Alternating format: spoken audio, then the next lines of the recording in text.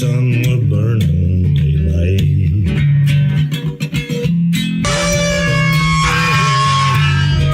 Howdy there. I'm Matt McKinley, and we're burning daylight. In the saddle till the job's done right. Welcome to Burning Daylight, the only podcast for the working cowboy.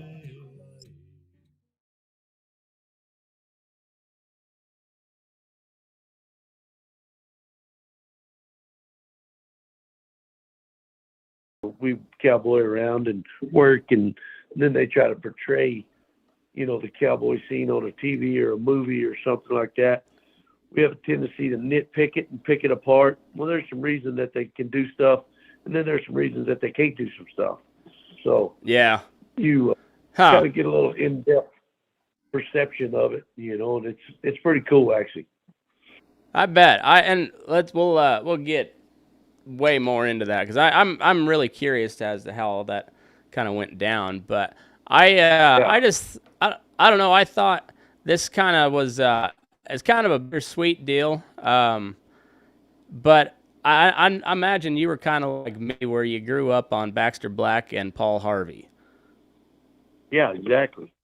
And those were just like American institutions. And well, Baxter Black's been having some health issues, and of course, I don't know how old he is, but he's getting up there. And I think they just said he went into hospice, but he wrote his final article and then he retired. So I wanted to read that because I really like it, and it's called Horse Matters. It says, I like living someplace where a horse matters. There's just some country where horseback is the only way to get the job done. Places where the four-wheeler is a poor second, not to mention a noisy track-leaving, unnatural conveyance. Besides, it's hard to throw a rope from. Helicopters can spot and scare if that's what you need, but it's helpless when you have to doctor a calf. It is a great feeling to be pushing a cow out of a mesquite thicket, packing a dude down the Grand Canyon, or tracking a mountain lion on a high ridge, knowing you're on the perfect tool for the job. You look at a horse different when he's on the payroll. I like being a person to whom a horse matters. It puts me in such good company as Robert E. Lee, Teddy Roosevelt, Rudyard Kipling, Ray Hunt, Queen Elizabeth, Jerry Diaz, Casey Tibbs, cowboys, Mongols, gauchos, teamsters, Lipizaners, and vaqueros of all kinds. Granted, being a horse person doesn't make me easier to get along with, better at spelling, or richer. It simply gives me a direct connection to one of the most ancient, mutually beneficial interspecies relationships on the planet. Go ahead.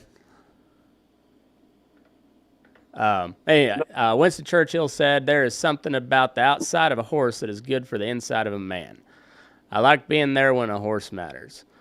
When you can't get the job done alone, a cow in a bog, a race against time, a boulder to move, a detour to take, a mountain to cross, a crevice to leap, a war to win, a sweetheart to impress, or when you've gone too far to walk back. Shakespeare's King Richard III said when fate hung in balance, a horse, my kingdom for a horse. I've also come to believe that you either are a horse person or you aren't. Many who are never know it because they never have the chance.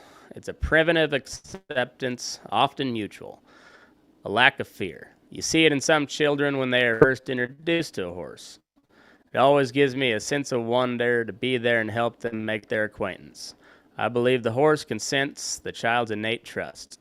It's the beginning of a natural bond. I count myself very lucky that when I get back to be a part of the wonderful world of horse sweat, soft noses, close calls, and twilight on the trail. I like living a life where a horse matters. And, man, as usual, well done by Baxter Black. That man has a way with words. No doubt. No doubt.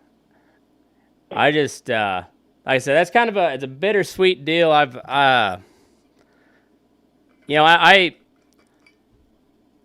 There's times where I'll go a year or two without ever hearing or reading one of Baxter Black's articles, but every now and then, you're waiting at the feed store or something, and you pick up the fence post, and you always got to go find on the edge of common sense, and Yep.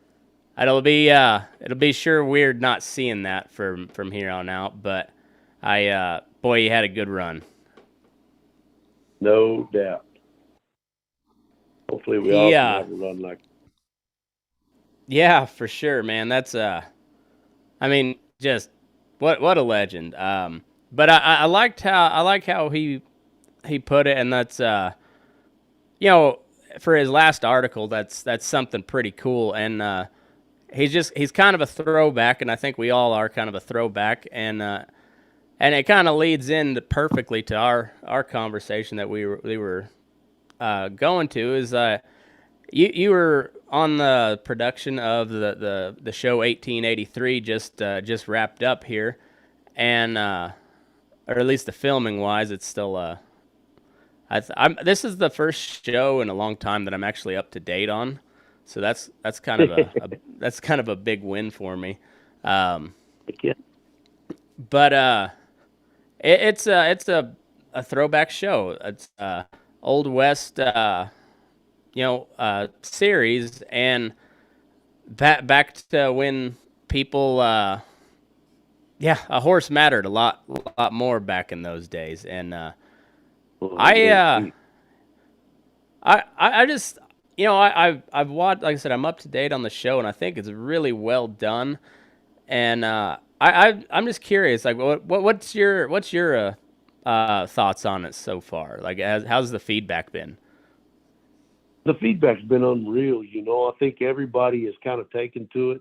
Everybody is, and I say everybody in general is like, people that come in contact with me, what I read, what I see on Facebook and social media.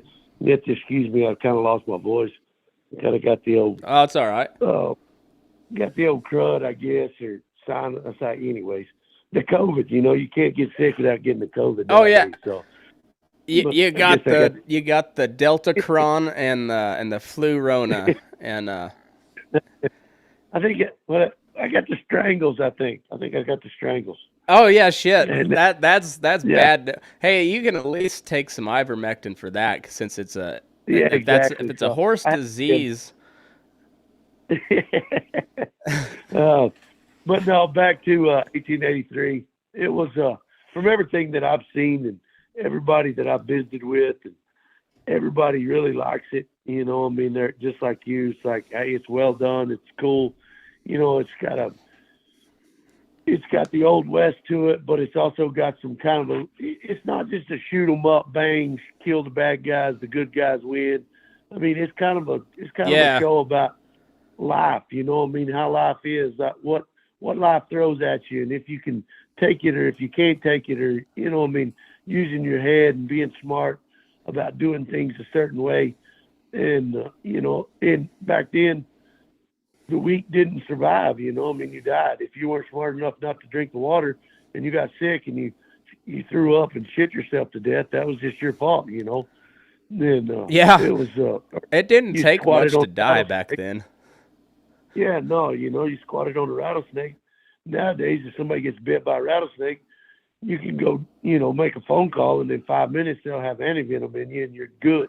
But back then, oh yeah, when you're in the middle between San Antonio and Fort Worth, and the rattlesnake bites you, and there's no towns near you, it might be a little difficult to get to where you need to get to before you die. So, it just shows the trials and tribulation of the man that came up the trail and that had the heart and the soul and the balls enough to strike out where it's unknown and go see some different country. It's cool. It kind of brings back that old primitive, I guess, nomadic nature of mankind, the way we were designed. And yeah, I think people are really reaching for that right now, because everything in this world is so at your fingertips, just like you and I talking on the phone. We can have a conversation here in Nevada, and I'm in Brock, Texas. So, it's one of them deals where everybody's kind of reaching out for that stuff right now, and they want some real. They want to see what it was, or at least kind of feel like they kind of see what it was, you know. And so I think in that term, it's blown up, no doubt about it. I think it's gonna do more than that. I think it's gonna create what you would call a turn back, you know, to Gunsmoke days, the Bonanza, and I mean those kind of westerns that you and I watched as a kid. Yeah, but mixed with like the Sopranos. Yeah, it came on every week, you know. So yeah, I think it'll do some good for our industry. Any of the Western industry or anything that touches the Western industry will benefit, which, as cowboys, you and I both are, we'll benefit from it.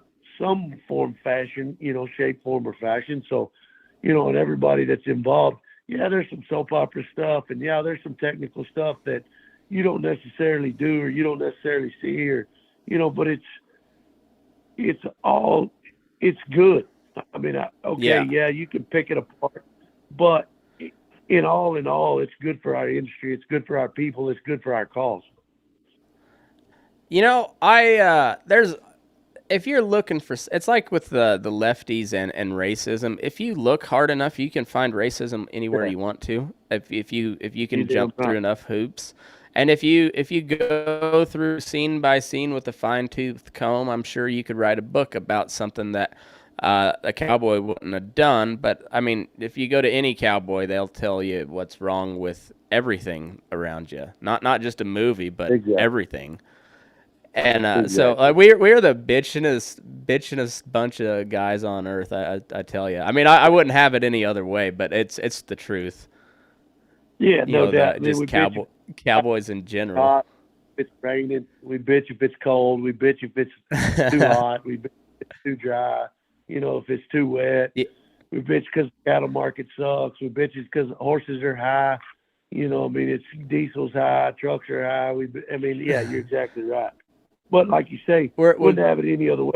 That's just us. Yeah, we bitch about the farmers, and then we bitch about how nice it would be to be a farmer this time of year. And it's just we bitch about everything, but that's just part of life because the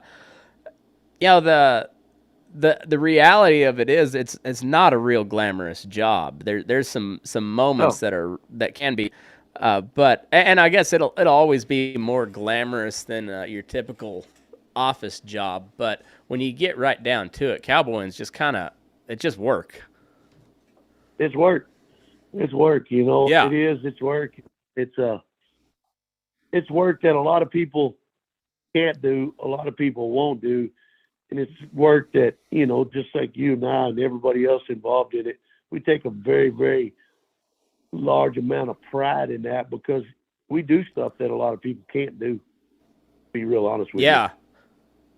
Yeah, that's true. And like going back to just that story behind 1883, which it's it's kind of a conglomeration of the old Texas ranches, or which eventually became, a lot of them became Montana ranches, but like Charlie Goodnight and Oliver Loving, they were a little bit, they started before 1883, quite a bit before 1883, but yeah, they gathered cattle and pushed them to Colorado because the miners needed beef. Like they weren't cowboys at the time, but they turned into cowboys and they turned into cowmen because there was a need for it, and they were the people willing to do it.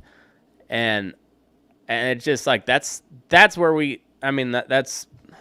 I mean it's not where we got our start, but that's a good example of like how we got to modern cowboying. It's just a guy back that had to provide beef for people during the Civil War, and the only way to get the beef to them was to drive them afoot. Exactly. It's wild.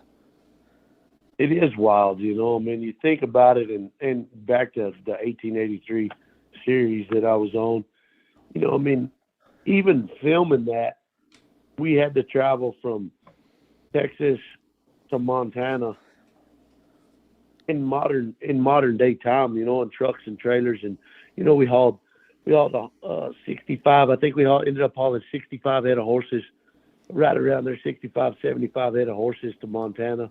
We hauled 45 head of cows, and then we filmed up there. We drove them cows quite a bit around in Montana, wagons and people and all that stuff goes up there. It's kind of like a modern day trail drive, but and it was still different. You take that many people, that much product, excuse me, and you got, you got trucks breaking down, you got trailers dropping wheels, typical stuff that when you're hauling livestock that happens. And nowadays you can pick your phone up and you can call, and you just sit back and you think about back then. Them guys were out there on their own, they were thousands of miles from anybody without any help except themselves. Mm-hmm. And it's like, it's surreal. It's like, damn, them guys were tough. They were straight up tough cookies, there's no doubt about it.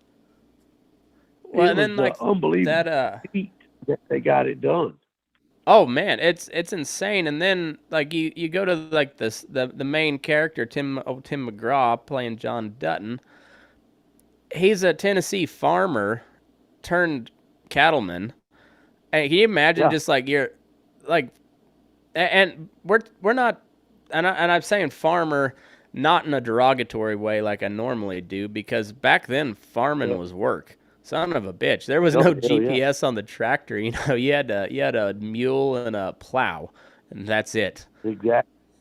And but they weren't horsemen. They were never known to be horsemen, but they were like, there's a reason there was, the term the Iowa, corn-fed Iowa farm boy, because they're just massive from just sheer manual labor all the time. And the good thing about us cowboys, we can bitch about how dumb they got to be to do that, because you could sit a horseback all day, Yeah. That's like I think the original rivalry was, but the farmers thought we were lazy, and we thought they were dumb for working so damn hard. Exactly. They plowed a plot of land. They didn't get to see what was over the hill, where the cowboy was trotting off in what's over the next bridge, what's over the next mountain, what's over at the end of the prairie. We're seeing country, and beautiful country that nobody's in. And, still to this day, same way, a farmer, he's got and again, not derogatory, but he farms a plot of land, and that's where he's got to stay. Whereas a cowboy, you drift around, day trash around, go work at different ranches, go see different things. We still have that nomadic kind of type deal where we want to go see what's over the next rise. We want to go see what next herd of horses, or a big set of cows, that's cool. So that's what we do, and it's, we kind of look down on somebody that wants to stay put, which they look down on us because they call us drifters, vagabonds, just don't. Yep. Never going to amount to nothing because you never settled on something. So, we'll fight that battle, I guess, till the end of time. Well, and we get a reputation for being dumb, but I've never met a higher concentration of philosophizers in any other group of people than cowboys. We'll philosophize all goddamn day and never blink an eye. Exactly. But like going back to your show though, I got to thinking about that the other day, and of course there's a big scene where Tim McGraw, he's not a farmer, he don't call himself a farmer, just him and Sam Elliott kind of got in a little spat. And I was just thinking, you go from just walking behind a mule, dragging a plow, and then all of a sudden you're gathering wild cattle and driving them across the Brazos. It's that's a steep learning curve. That's a very steep learning curve. And I think that's why a lot of you read the history books and you read into it. a lot of them guys didn't make it. You know, I mean, they were dead, they got killed, they got drowned, they didn't make the deal. And I think that's what Taylor did with 1883 when he wrote it. You know, he just showed those trials and tribulations of those immigrants, of those cow drive guys, of the wagon train that takes on the path of going from Texas to Montana. Holy shit, you know, I mean, just, it's insane that, you know, you look back on it today, and like I say, just driving up there in a vehicle at 75 miles an hour with everything that we did, it's a pretty damn good feat in itself, you know? Yeah. With modern day conveniences.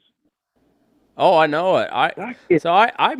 I moved from western Kansas to western Nevada, and that's a chore in and of itself. You know, just driving horses and a wife and kids out this far.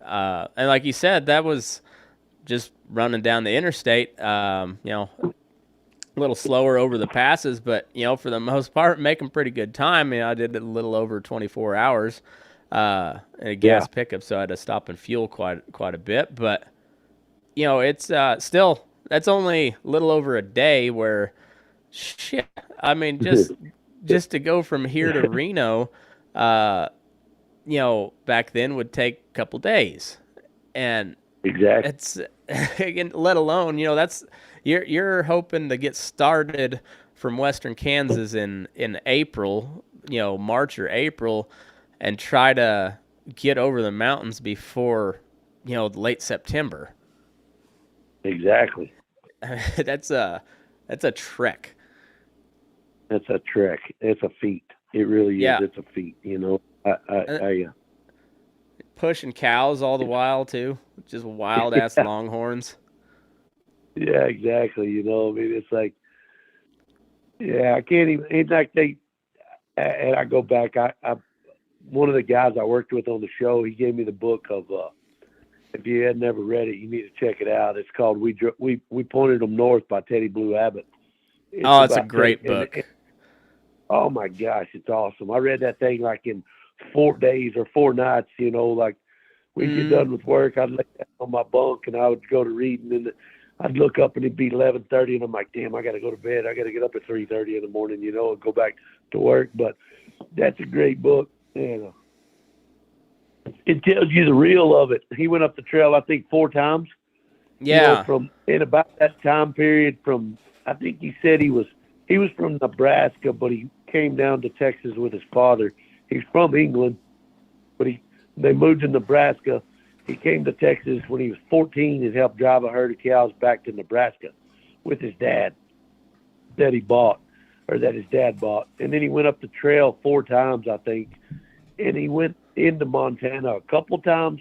He got damn close a couple times, and then he went into Montana a couple times and ended up settling in Montana in about 1883, 1886, somewhere in there, you know. I mean, but that book tells what the real story is, and it's pretty rough, pretty ragged. I mean, them guys they were tough SOBs. There ain't no doubt about it. I mean, they were tough SOBs. Like, it is very impressive that somebody could live through what they lived through and still be alive in 1930. You know what I mean? I mean, it's crazy to me. Oh, But, it's wild. Great book. Great book. If you have never read it, get it, read it. If you're interested in that kind of stuff, it's a good one. Highly recommended. It's on my shelf back here somewhere. But I just started reading Charles Goodnight, Cowmen and Plainsmen, and I'm only about 4 or 5 chapters in. But that's another one, you know, like Charlie Goodnight, All Loving, you know, and then anything Charlie Russell's good, but Trails Plowed Under is a really good book. It's kind of the same, written in the same style as We Pointed Them North. You know, just I like how they wrote how it sounded rather than how the word is supposed to be spelled. They wrote it out as a cowhand would say it. It's easier for me to read that way too. A lot of people, it is, you know, and I'm usually a sucker for spelling, but I also like, I don't I don't fault it for that because you can you can hear it better in your head when it's out when it's like Exactly. that. You know, it Exactly. Yeah, sets it just it makes makes it more sense. It just yeah it makes it a little more authentic. And man, I love that book. I love listening to those or just I listen to them on audiobooks sometimes and then just reading them. I just love just reading those stories. I was I what was I forget the name of the book, but it's basically it kind of follows the life of Kit Carson, and that's another yes, sir. just a badass. That guy was just, I mean, son of a bitch. That like even for back then, he was he was just like a freak of nature. Yeah, exactly. No doubt. It's You know, I mean, any of those books, Jedediah Smith, Jeremiah Johnson. You know, I mean, those mm, books, Kit Carson. It blows my mind. You know, I mean, it just like those guys are. You know, they're just incredible. Like you say, freaks of nature, even back then. yeah, it's amazing how like it was where we come from those type of men and women that just like forged across the plains, and it was a battle of conquest. There's no, I mean, it's our history books kind of try to church it up a little bit, where it was just like, well, we were just settling. No, it was a fight for to take the land, and the Indians lost because they didn't have the technology at the time, and they didn't have the Right. disease resistance. But it was either way, like the our we're all descendants of that those initial clashes, of just two different cultures, and and now we've got to where just we're uh, we're worried about a cold and other minor Exactly. You illnesses. know, it's It's like, weird. yeah, yeah. They're worried about if there's going to be a shortage of toilet paper. Yeah, yeah. It's It's like, as if are you toilet paper's serious? been around since the beginning of time. Yeah. Like, oh my God, come on now, people. But yeah, that's what we've kind of. What is that? I read it the other day. Um, hard times, Yeah, hard times make hard men make easy times make soft men make hard times make hard men. yep. You know, it's just it's that deal. It's like, you know, I hate that we're getting to that point, but we are. We're getting to that point pretty damn It, close. it's real. Shit's just got absurd. It just Yeah, continues to get more absurd. it does, no It's doubt. hard to figure out what to do besides just sit back and laugh at all of it because that's about all you can do. I know, yeah, it's kind of like you know, I took a load of horses Monday. I left here early Monday morning. I went to Marathon. You know, I'm down there in Marathon. It's very Southwest Texas, I guess what you would say, and West Texas, Mm, whatever you want to call it. But, I took a load of horses down there, dropped off, and went over to a buddy of mine who runs McCoy Rimney Ranches and out between Balmorhea and Fort Davis, and just going through that country. You know, just there's very few people. It's very, you know, population is very limited. Once you kind of get out of Fort Davis and, you know, in between there, I don't know. It brings back that old timey. I love that country. You know, I love being out there. I love being just kind of, if you break down, there might not be another car to come by in a day. You know what I mean? I mean, you're just there. mm-hmm. And so it's like, you go back to that, almost to that, not to say, I guess wouldn't be all the way back, but you kind of feel like you're on a trail drive, you know what I mean, way back when, because Mm-hmm. we've gotten so accustomed to being in the city or being within 20 minutes or, you know, a 20-minute walk from the grocery store or whatever it is. I mean, we've got all kinds of modern day conveniences, and then you go out there and it's still the modern day, but it's like those conveniences aren't anymore. They're done. And it's like, Yeah. man, this is cool. I like it. You know, I mean, like most people freak out. They're like, oh my God, like what would you do if you broke down? Like, you walk till you find somebody that will help you. I guess. I mean, that's just the way it is. Yeah, that it really is. It's funny. I I was thinking back to when I was growing up. My dad and his buddy started this trail drive or trail ride company down in, and they just utilize public land in southeast Colorado.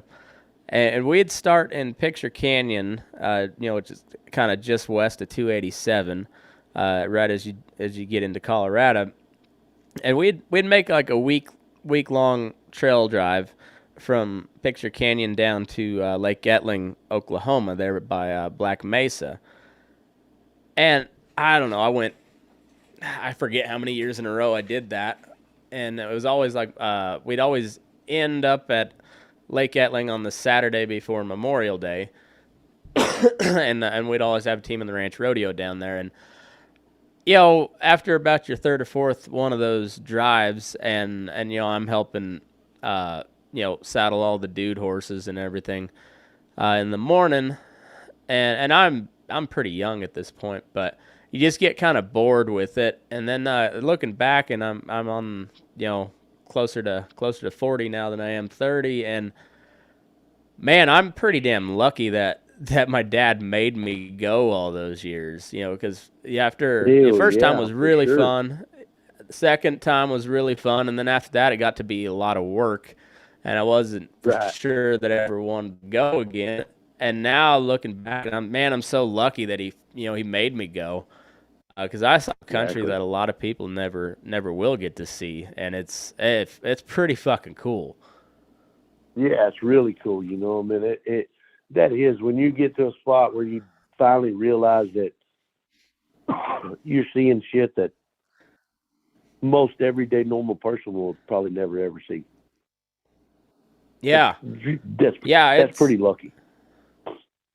It's wild because and there's just so much history through there. And when you look back over the course of history, there's always been just very few people that lived in that area. It was because it was just tough country, and the people that stuck it out there were tougher than anybody else. Because you could go back through all those old Western movies, whether it's Lonesome Dove or anything else, and like you hear stories of the Stake Plains, the Llano Estacado, and then the canyon country, and like that area up in like Oklahoma Panhandle, Texas Panhandle, New Mexico, Colorado, where all that 5-state area there is just, there's been very few people that have ever lived there, but there's been a lot of really cool and just weird, crazy shit that's happened through there.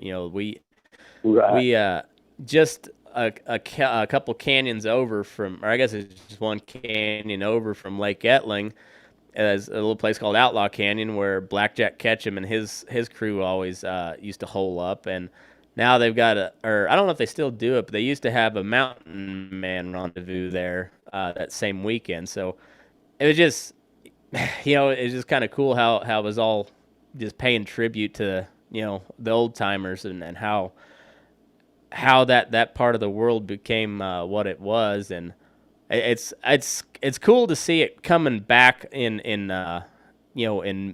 film and television, because it's been a while since there's been a good Western. No doubt. I totally agree, and I think it's it's going to kick off even some cooler ones. I mean, I think there's going to be a rash and a run of cowboy stuff, Western stuff. I mean, I think it's going to be, it's too popular not to. People always jump on the bandwagon of something that's popular, which, I'm blessed that I got to work on it, and I'm blessed that I got to hang out with those guys, and I enjoyed every minute of it. And, Taylor, I think, sharp as anybody. Everybody understands that he's very, very sharp, and he understands what he wants and where he's going and what he's doing. And it's all to benefit, and to do better for what I would say the American cowboy, the Western culture, that we live in and that we strive to bring back and keep alive. And he's bringing that back and keeping it alive. And man, I give him props. I mean, I'll reach out there and say, good job, dude. Way to go. I'm glad somebody's finally doing it. And so, like I say, I'm super proud that I got to work on it, and lucky as all get out. You know, I don't know how the hell I ended up where I was, but I did. And man, I won't ever take it for granted. I was thrilled, and everybody I worked on the show with was. It was it was really cool. I mean, it really was. It was one of them deals where maybe what do you call it? Once in a lifetime deal, I guess. Maybe it was a once in a lifetime deal. I don't know. I guess we'll find out. So, Well, either way, I was trying to. My internet's slower than hell, but I was gonna pull up that. I guess I could pull it up my message, but that picture you sent from your shot there in the show, I was gonna say you're giving old Sam Elliott a run for his money with that stash. That was impressive. no way, man. You can't. There ain't nobody ever gonna take Sam's stash. I promise you. There ain't nothing. Nobody. That man's got a mustache. He's got his own zip code, baby. I'm telling you what. That deal is like his Sam. You know. I mean, I will say this. Everybody on the show, excuse me again, but everybody on the show is really cool.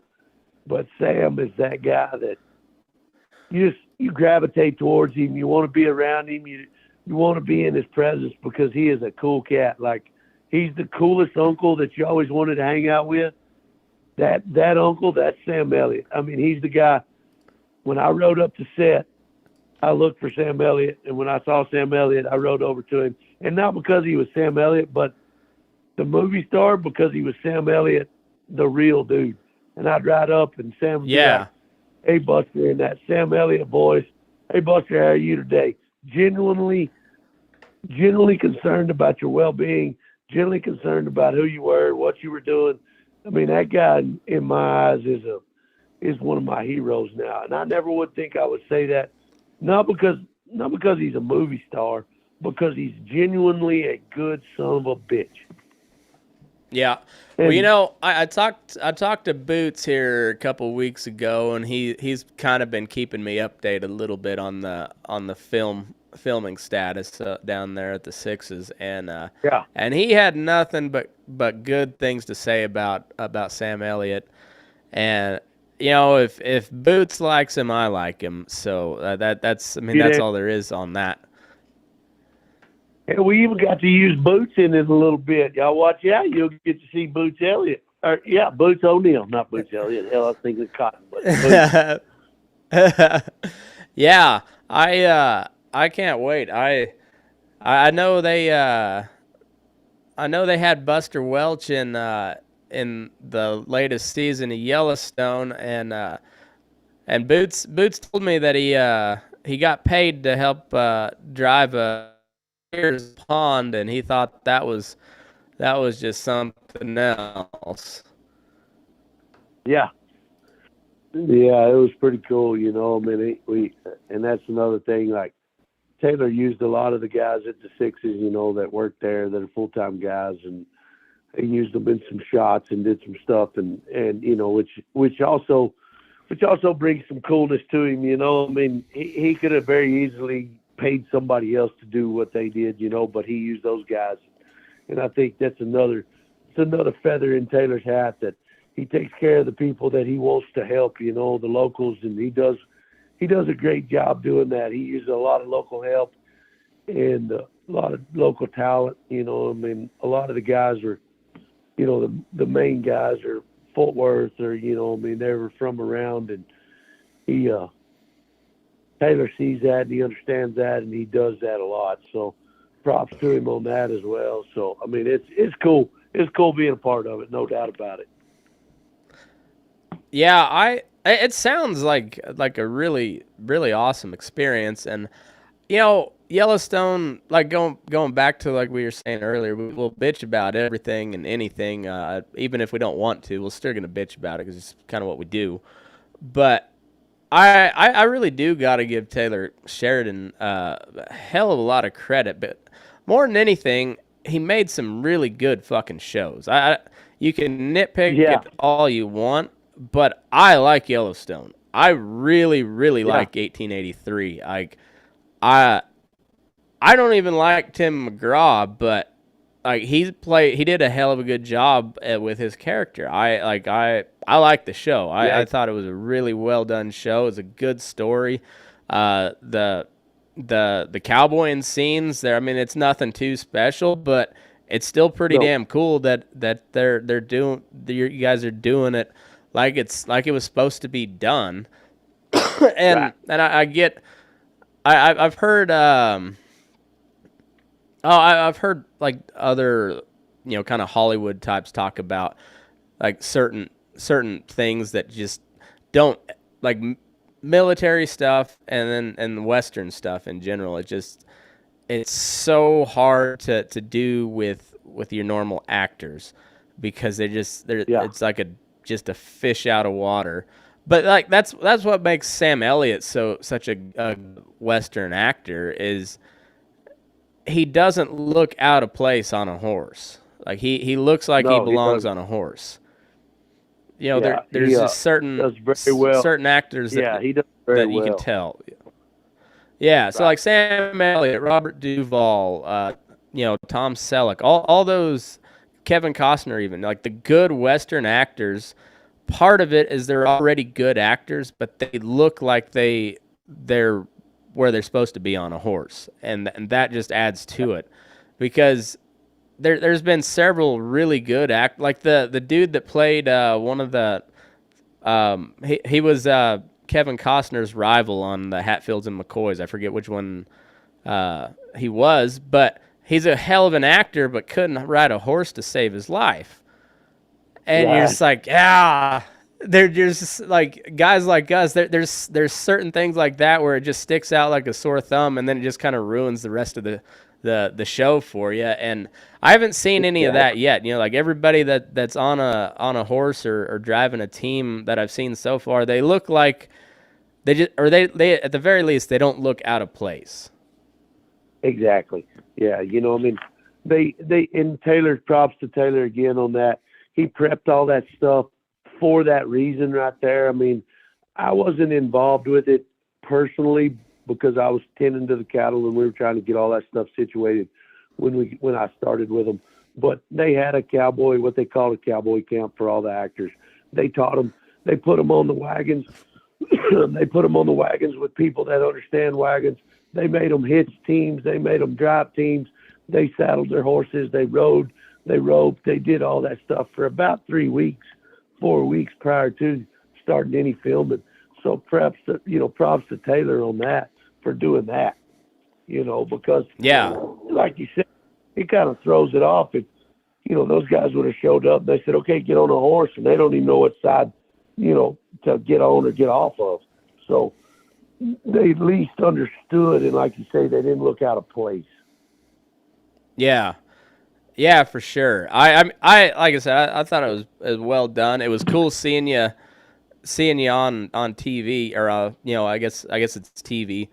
You're on the internet or whatever, whatever the fuck you call it nowadays. But like you're in like a real production, and it was cool. It's it was very, everybody asked me, how was it? I mean, did you really like it? And I'm like, hell yeah, I really liked it. It was fun, I mean, I got to do something a lot of people know, it's kind of like being a cowboy. I got to do something for 5.5 months that not everybody gets to do, not everybody gets the opportunity to do. You're damn right I had fun, and it was one of them deals where it was maybe a once in a lifetime experience. I don't think it will be, but I think there's going to be some other stuff come from it. And if it does, great. If it doesn't, hell yeah, man. I'll go back to punching cows and trading a few horses and doing what I do. I mean, it's one of them deals where everybody's like, what are you going to do now? I'm like, I got to go back. I fed cows all day today and broke ice. Same shit, same shit I was doing before I got that job. So you were looking for a job when you found that one. Exactly. I mean, that's the whole deal. And it was, it was cool. It was really, it was an eye-opening experience. That's a big beast. I mean, to do what we did in the time frame that we did it is pretty much, I mean, and I only know this from the rest of the crew and the rest of the people that have done lots of this stuff. They were like, man, this is pretty unheard of. You know what I mean? It's Yeah. It really was. It was pretty unheard of, and we had it was a monster of a deal. And I don't know. I give props to all them higher ups, Taylor and his crew, and the directors, and all them people that, to keep that circus going the way they kept it going and keeping everything in check and where they need it was unbelievable, man. Because I'm telling you, and I don't quote me on this because somebody will go back and check it or whatever, but I'm going to say at any one given time, there's 400 to 500 people working on this thing at the same time. So, like, we would have a base camp set up, and I'm talking about like a small city, for everything that's there. And we would get done at 11 o'clock one night. They would move base camp to another location, and we would show up there at 5:30 the next morning, and that city is there and moving and operating. I'm like, how in the hell did they do that? It's a pretty good task for us to move our cows, our portable pens, our water troughs, our horses, and get them there. And these people have moved a whole complete city, and when I say city, I'm talking about trucks and trailers and, the catering and the porta-johns and the camera trucks and the wardrobe trucks. And like, it's insane, to me. I'm like, wow, how the hell did they do that? That's exactly what Boots was saying too, because he said he quadrupled the population of Guthrie just by having that film crew down there. Like that's wild. No doubt. It is crazy. It's unbelievable how proficient they were. It was, and props to them guys, because they, I met a lot of the transpo guys, I met a lot of the catering guys, I met a lot of, you're talking about feeding that crew, just feeding that crew, is a freaking undertaking in itself, just to go buy the groceries. Oh yeah. And, that's a lot of beef, Dude, it is insane. And then you look back at it. Imagine like if. Oh, go ahead. Let's say then you look back at it, so you flop back over to the livestock side of it. We hauled 60 head of cows around, 100, at one time we had about 160 head of horses between wagon horses and riding horses and, cast horses and that kind of stuff. And then you got enough people to take care of all that. Just moving the feed, the horse feed and the feed for the animals is that's a major task in itself. Oh yeah. Well, then you got those horses are. Yeah, well, and those especially those draft horses, they're pulling a wagon there that whole through different however many takes they're gonna do that day, and those little horses got to be pretty well wore out by the time that shit's all dead, said and done. Oh, I promise you, them horses are, and props to the livestock coordinator, Kenneth Shelton, and he did a great job. He coordinated all that stuff and kept everybody in line and kept it going and doing, and along with everybody else. One time I think there were 65, 70 of us wranglers and livestock people, and so it's crazy how it all worked, but it was, as of this time that we're talking about, it's pretty unheard of to do what we did to make that show. I don't know, I think Magnificent Seven was pretty big when they did it, but it was a movie, it wasn't a TV series. It was shot over a year or so, we did what we did in 5 months. Well, and like Magnificent Seven's probably a 3-hour movie, and you guys filmed 11 episodes, so that's 11 hours of content, of finished content, and who knows how much how many hours of film just gets wasted. it's a bunch. or you can't really say it film anymore. They don't use film, but like the footage, it's there's got to be like years worth of footage that just gets wasted. Yeah, and then you talk about too, like what really opened my eyes is like, I guess it's not. Yeah, there's some hard work involved in it, and when I say hard work, I mean like physically hard work, where what the hours those guys put, hours that we put in. You're talking about, 90-hour weeks in 5 days. You're talking about 20-hour days, 4 or 5 days in a row. Then you get a break, and then we do 16-hour days for 7 days in a row. You're talking about grinding, lots of hours. We put in lots of hours. Everybody did, but especially the livestock people, because it's just like typical anything else. Imagine. You still got livestock, so you got to feed, you got to catch, you got to saddle, you got to be there. So where they say we need to be there at 7, we got to start at 4:30. To get everything gathered, pinned, loaded, hauled, sorted, loaded on the trailer, unloaded. Back to it was a monster. We ground, we put in a lot of hours, and it was. I can imagine. It was. That's wild.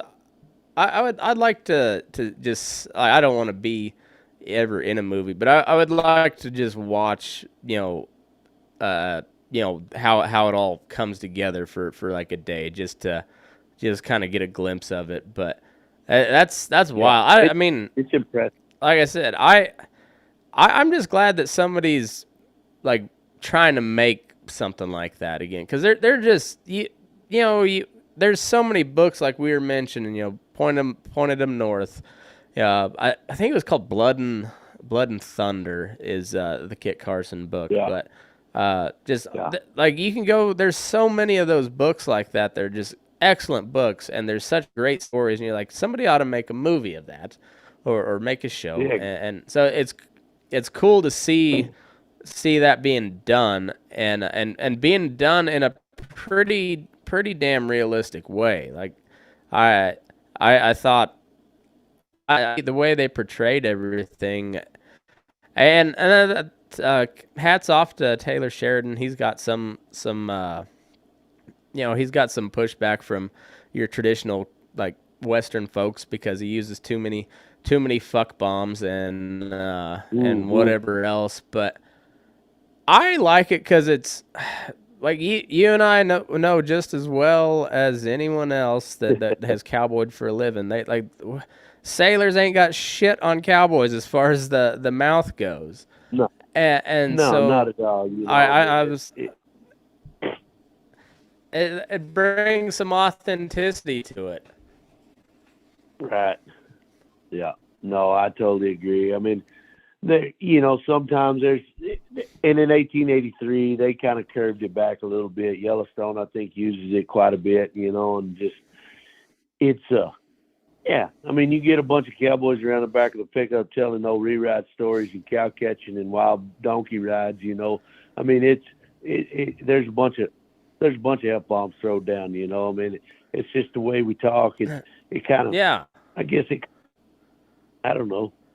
It's just the way it is, and I think it's always been that way.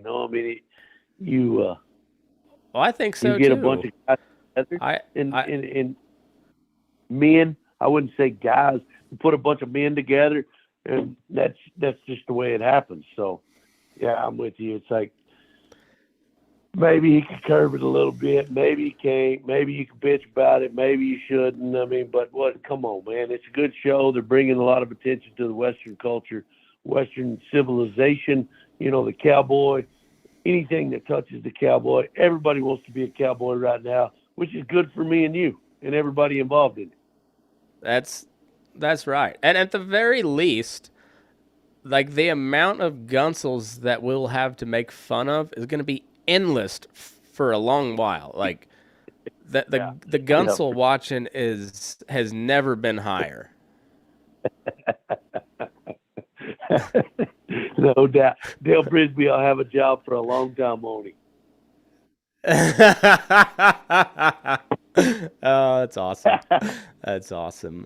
Um, I got a question from you here from a listener. Lydia is asking, any tips for impressing a young cowboy?